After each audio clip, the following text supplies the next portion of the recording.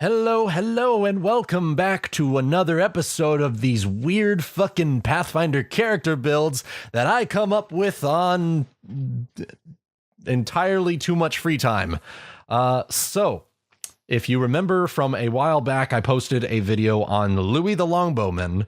However, it has come to my attention that there are quite a few things that were wrong with that build, and therefore I have worked tirelessly for the last, I think, probably somewhere in the lines of 2-3 weeks on refining this build and making it to where it works in a way that is both legal and in a way that also makes it mechanically sound. So why don't we sit back, relax, crack open a cold one with the boys, as an old meme says, and let's just dive right in. So a lot of this will seem familiar. So it's all of it should be fairly familiar to you. Human, medium-sized male, 5'10", 160 pounds, graying, blue, rugged skin because he's now 34 because of age penalties that are apparently not negotiable for most people. So we're going to go with age 34, which is the oldest that someone can be as a human without incurring age penalties to their physical stats and age bonuses to their mental stats.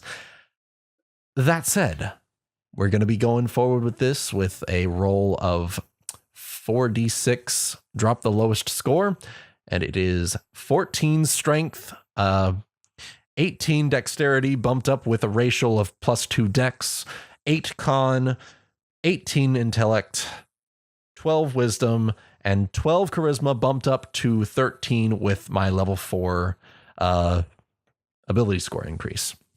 Over here, this should look fairly similar to the last video. The only difference should be that we have bumped it up to level 5 rather than level 3. That is the only way that this build necessarily works, is level 5 is when he gains the familiar. So, Slayer, Sniper, pretty straightforward here. I've got the hit points over here, along with the ability score gains for skill points and hit points. The favored class bonus is Sniper, therefore he gains 3 skill points and 1 hit point, totaling a total of 30 total hit points. So, moving down here, the skill ranks are pretty straightforward. I have bumped up the maximum to climb, dungeoneering, geography, nature, local, perception, sense motive, stealth, and survival. Everything else has either a 1 or 2, depending on how important I deemed it necessary to the character. Pretty straightforward. AC is 20 because apparently I'm a fucking idiot and can't count. AC is 20 because of armor and dexterity. Put together would be 20. Touch is 15 and flat-footed is 15. Pretty straightforward. 5 from either one. Range penalties. I've put this here for ease of knowledge for me. These are the penalties that Lewie will incur by shooting from these distances. So 0 to 120 or 110 feet is 0. 111 to 330 is -1, and so on and so forth, all the way out to 1100 feet. And that is -5. Now, you'll see later on, I've made some changes because of some misunderstandings with costs and bonuses and all of that jazz. So it actually is a maximum of 1100 feet at this time. However, that is to change in the coming levels.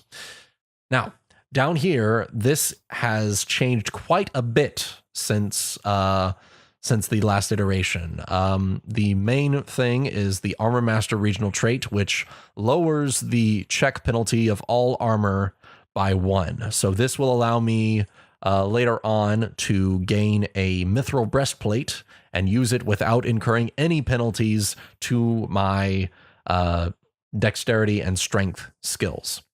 So, very useful to have. lets me get some good armor later on. Reactionary, this is pretty straightforward, +2 bonus to initiative over here. The proficiency is simple and martial weapons, light, medium armor, and shields. Straightforward. He's a ranger, slayer, rogue thing. Accuracy, deadly range, same as before. Accuracy halves all range increment penalties, and then deadly range lets the first sneak attack ignore the 30-foot range limit on sneak attacks. His second level Slayer talent is Trap Finding, which gives him Disable Device as a class skill, Trap Finding, and Trap Sense abilities from the Rogue. So this allows him to add half his Slayer level to Perception and Disable Device checks for traps, and Trap Sense gives him a +1 Reflex save and Dodge AC to traps, and that talent uses his Slayer level as his Rogue level. So that will increase as I level up. Bullseye shot, same as before. Move action, stay still, aim your shot for +4 to your attack roll. That pretty much negates the entire range penalty that we listed above here. So that's very useful to have for Lewie. Studied target, same as before. Move action, pick one target, and you gain +1 favored enemy bonuses to that target. Basically, it's the attack, damage, bluff, knowledge, perception, sense motive, and survival checks of the favorite enemy bonus from the ranger. You just choose a target and you gain +1 to those. However, he gains a +2 bonus against all humanoid humans, or I'm going to change this based on the setting that the campaign is in and what we end up facing the most. So what we're gonna, it'll just depend on the theme of the campaign, which enemy the favorite enemy is. So this favorite enemy type is subject to change depending on the campaign. And then finally, his level 4 Slayer talent is a Ranger combat style talent for Far Shot. So that is what allows him to reduce the range increment penalties to 1 per range increment penalty, which brings it up to -10 out to 1,100 feet. And then accuracy halves that to 5. And so that's how those numbers work up here. And so they round up. So that's why 1,100 to 330 is -1. And that's why it's a weird sort of setup there. But I've got it all numbered out there. Makes it a lot easier to work with. You may have noticed, I have an Infiltrator familiar listed here. We will get into that in just a bit, but keep that in mind. We have a spotter now, rather than relying on the DM's ignorance of range penalties to perception. Moving forward, we have a +1 mithril shirt, 2,100 gold pieces. That's same as before. Over here, we have a standard action, at will, abundant ammunition. We'll get into that in just a moment. Down here, this is what I was mentioning earlier about misunderstandings with costs of magic weapons. So you cannot have a magical special ability without having at least a +1 enhancement bonus to your weapon. So you cannot have distance on a weapon with this build at this time. But it is the first thing on the list of things to get. Distance will double the range increment of the bow to 220 feet per range increment, which sends it out to 2,200 feet at the maximum range. So living steel, that is a specialized material which allows me to not worry nearly as much about sunder attempts. So typically the bane of all archers' existence is having their bow sundered by someone in melee range. That is not good to have because it risks breaking the bow. Living steel helps mitigate that by regenerating the health of the bow. That said, it's fairly useful and also kind of expensive. It's about 500 gold pieces to build your composite longbow with living steel. That said, it's very useful to have, and moving forward, it will give us a lot of good things moving forward. So we have 1d8 plus 3 for our damage, same as usual, because it's a plus 2 strength composite longbow, and it's a plus 1 enhancement bonus, so that's added to both attack and damage. So yeah, moving forward, it's pretty much the same as before. The only addition is the sneak attack of 1d6. That's just whenever someone's flat-footed or unaware of my presence, or if I don't think you can flank with a ranged weapon, so I don't think flanking applies to that. But if for some reason I end up in melee combat and I'm flanking with my longsword, I will also get that sneak attack. So that's also good to have listed there. In addition, the longsword is just in case I'm caught in melee combat. It will be sort of a last resort thing. He'll just drop the bow and pull out the longsword and slash and stuff.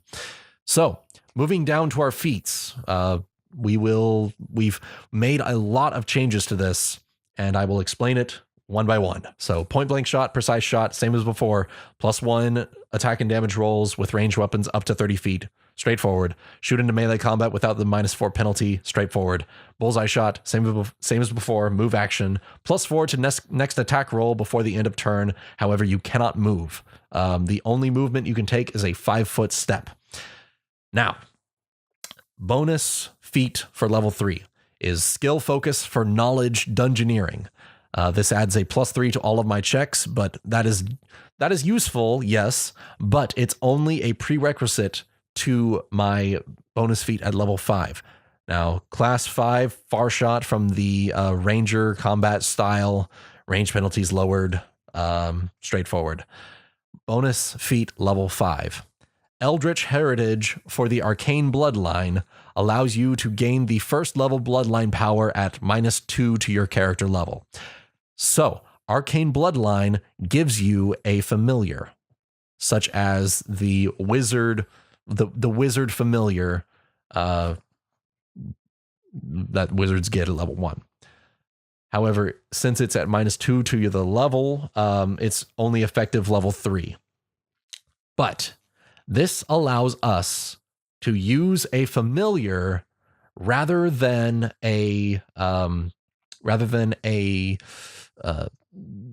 reliance on DM ignorance to make our shots. So what you can do here, since you're picking it up at level 5, the hawk in this case will have empathic link, and eventually at level 7 for you, level 5 for it gains Speak with Master. And that's where the level 7 bonus feat comes in. Telepathic link gives you a telepathy with your familiar up to the maximum range that it can travel before having to return to you. So familiars have a maximum range of 1 mile. They can travel 1 mile away from you before having to return to you. This allows you to telepathically talk with your familiar, communicate with your familiar, and your familiar can speak with you in a unique language that only you can understand. This opens up so much in the way of shooting from far, far away. So you can have your familiar spot for you from high up in the air where people won't suspect a thing. And when it looks down and sees across the battlefield, it gains the reason that I've chosen a hawk. I'll get into it in just a little bit, but basically the hawk is very good at spotting things below it, and it allows you to locate the exact location of these targets. The familiar will give you the exact coordinates, and then you can use that fucking 18 intellect to fucking geometry meme your way to victory. and fucking shoot artillery shots and turn everyone into a unicorn every 6 seconds. It's beautiful and I love it, and it is so good. So that's pretty much the entire the main changes to the build. I've made a couple of changes going forward. Point Blank Master will allow him to shoot without provoking attacks of opportunity. Signature skill was just bonuses to sniping.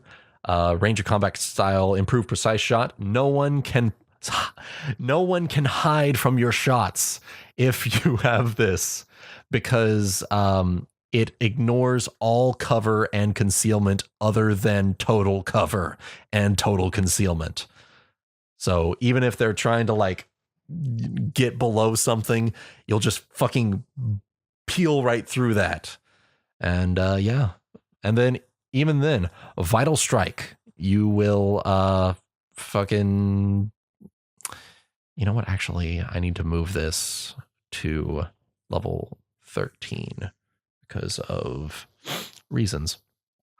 And yeah, Vital Strike, Assassinate, Improve Vital Strike, Advanced Rogue Talent Evasion, Devastating Strike. And then later on, I'm just going to pick up Greater Vital Strike. And I don't know what I'll pick up for level 19, honestly.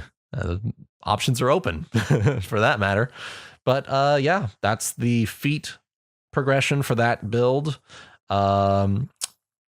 Items here are pretty much the same. Quiver of Abundant Ammunition is the item that I was mentioning earlier.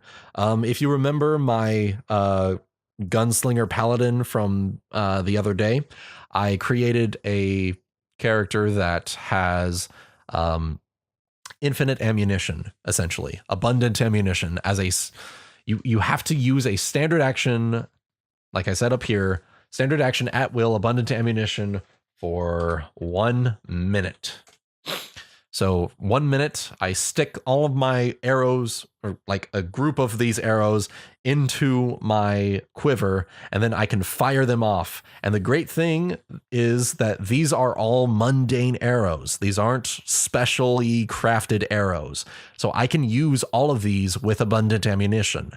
There was an errata I think a couple of years ago, where you cannot use special material weapons or special material arrows and bolts with abundant ammunition. So that is the main caveat, is that they have to be mundane, but you can use abundant ammunition on all of them.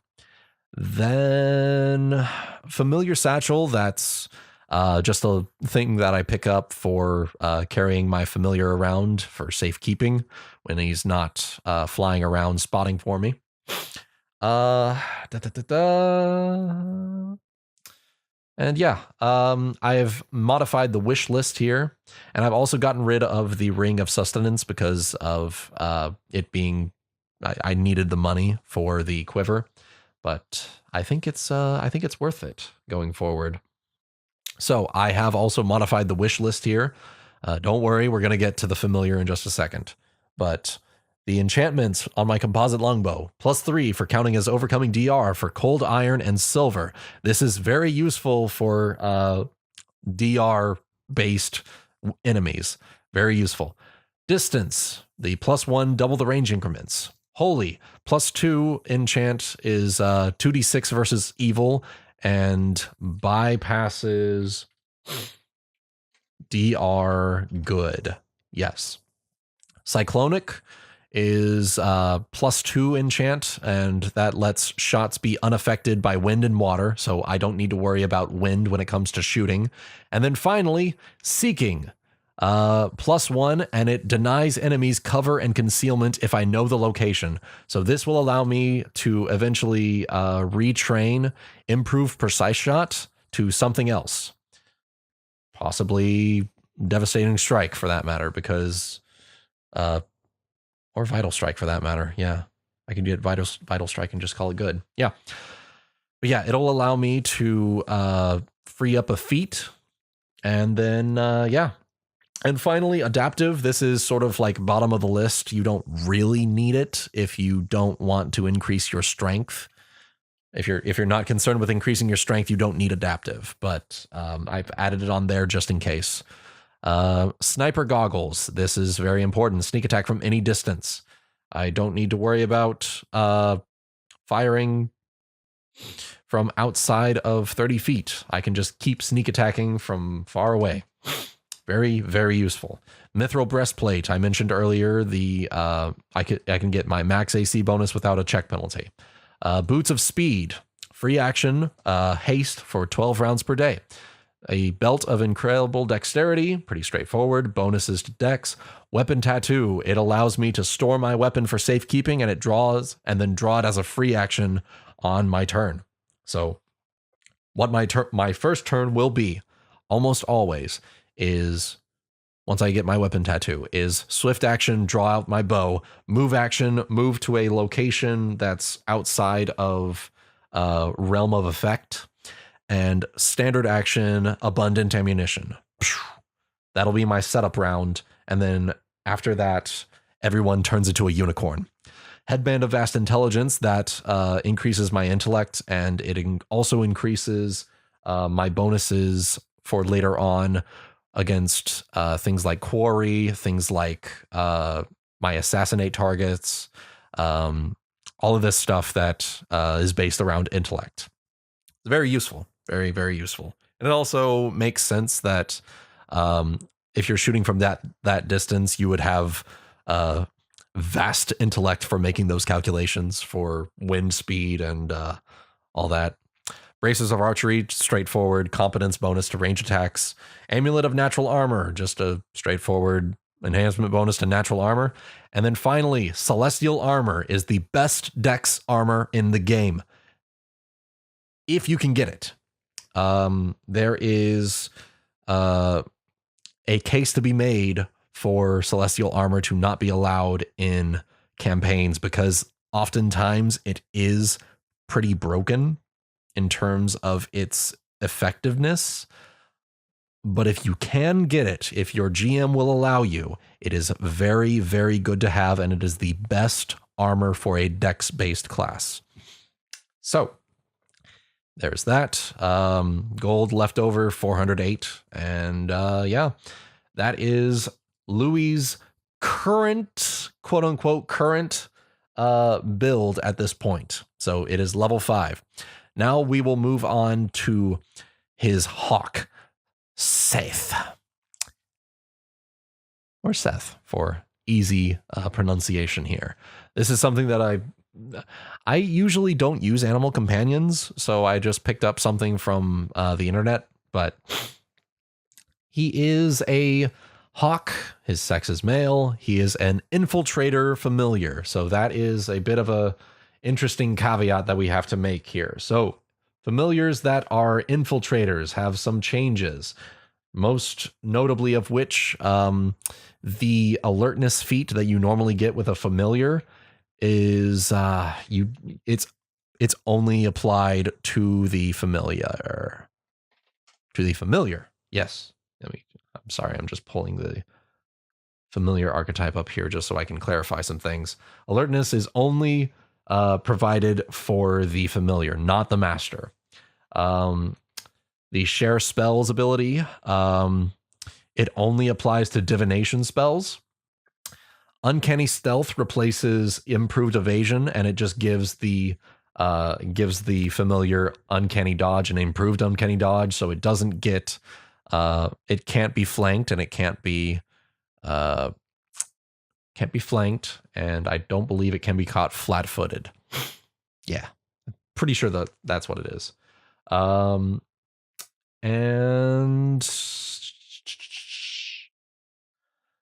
I believe that's all the changes up to this point. However, at level 7, at 7th level for the familiar, which is 9th level for us, we are able to scry on our familiar, so we can see its location, and we can see. I can scry on it for up to. Basically, I can scry on it for up to 1 minute per level per day. So at 7th level for the familiar, it'll be 7 minutes. I believe The scrying, you can't see through its eyes, but scrying. It's as if the spell scrying. So I observe a creature at any distance.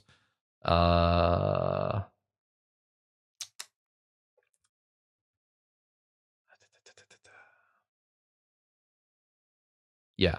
So I can basically just scry on it and find its location if I so need to. And then at 11th level, which is 13th level for us, you saw me edit it a while ago, we gain permanent telepathic bond with our familiar. And this bond has no range limit as long as the familiar and its master are on the same plane. So that is very useful to have, and I believe it replaces spell resistance. But I don't see Hawk getting in the way of spells anytime soon. That said, let's dive right in. So we have gone through the Infiltrator class. I have mentioned here in the description, it's actually a falcon with a headdress.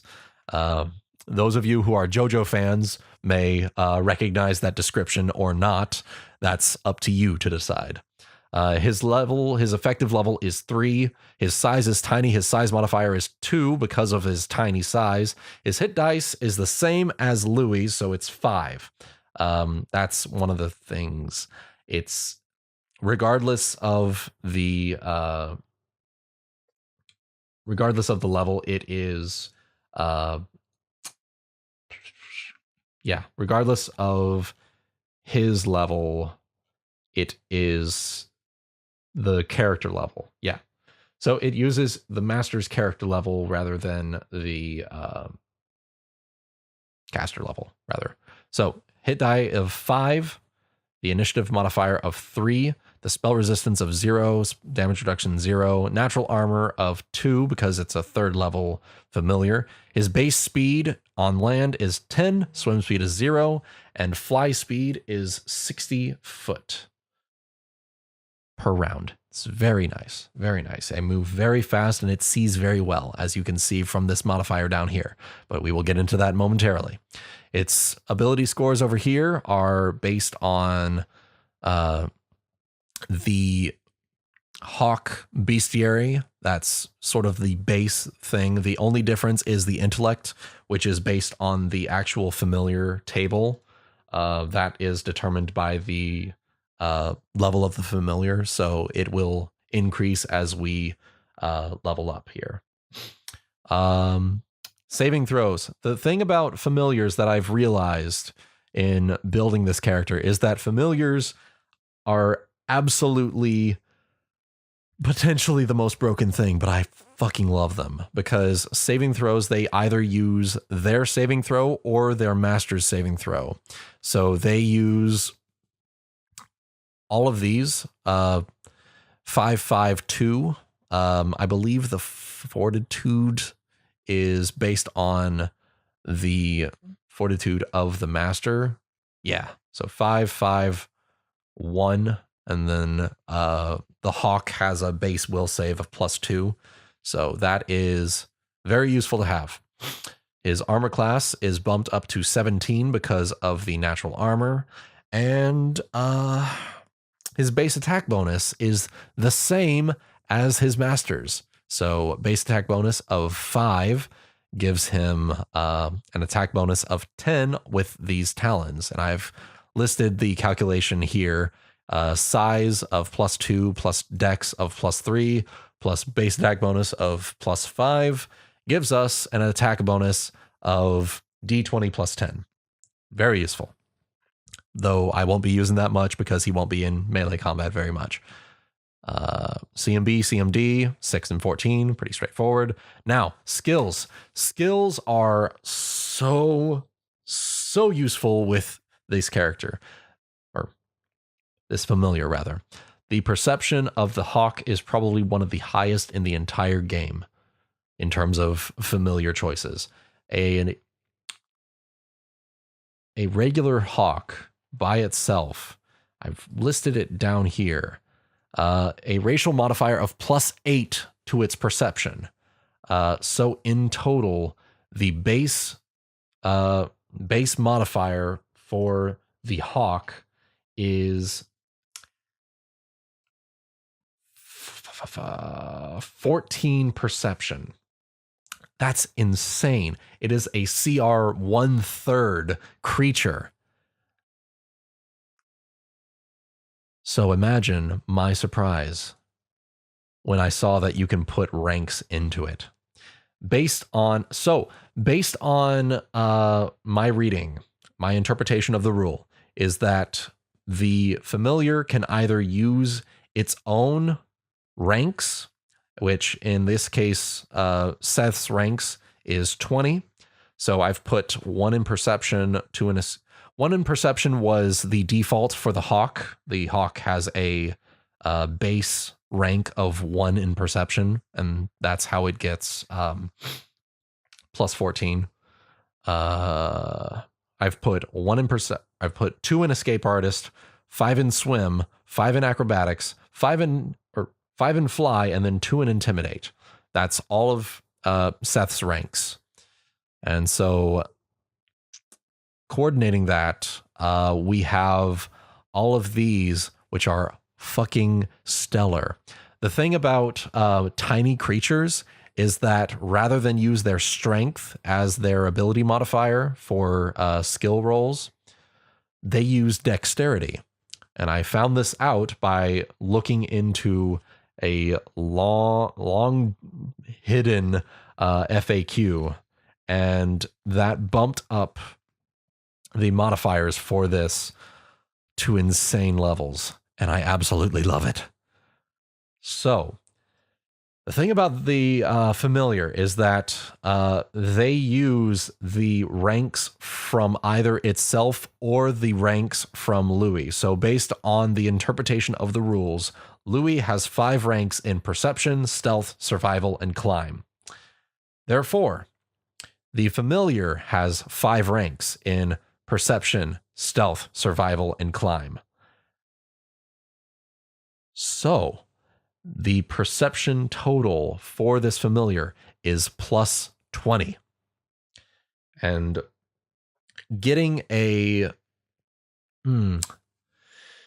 you can't the thing about the perception roll in Pathfinder is that it's not conducive to distance. So when it comes to perception DC difficulties is I believe it is every 10 feet is an increase by 1 to yes, I believe it is a distance of 1 per 10 feet. Yes. So every 10 feet, the DC increases by 1. However, that perception check is meant only as making out distinguishable features. So at level 5, the hawk has the hawk familiar with 5 ranks in perception has a maximum of has a roll rather of 20 perception to discern different, like, let's say insignias of armor, for example. It'll be able, because of flying above, it'll be able to distinguish just marking targets easily. So if I know those are villains or opponents rather, then those targets are easily spotted and taken care of, as we say. But in terms of discernible features, the hawk will have to get closer in order to discern those things. So with that in mind, we have a couple of things here. Alertness, for example, that also adds a +2 to its perception check, as well as sense motive, but I don't have it up here, so I didn't fill it out there. But if it has to roll a sense motive check, then I can make the calculation when needed. But yeah, low light vision and weapon finesse gives it all of that stuff. And I believe, let's see, yeah. So I've listed it pretty much all down here. Racial modifier of +8 perception. The size modifier for being tiny is +4 fly, +8 stealth, -4 strength, +4 dex, +2 attack rolls, and -4 to CMB and CMD. Acrobatics, climb, fly, perception, stealth, and swim are base class skills for a familiar. The infiltrator specifically gains bluff and disguise as additional class skills. So if I need to make checks for those, I can also roll those if need be. The skill ranks that the familiar gains are the same as they're the same number as the character. So skill ranks of 6 plus intellect modifier, or intelligence modifier rather, of -2 gives it a total of 20 ranks. So it gains 4 per level. And so the skill ranks are the same number as the character. So skill ranks of 20, and that's how we calculated all of these. The infiltrator gains uncanny dodge and improved uncanny dodge. That's for uncanny stealth.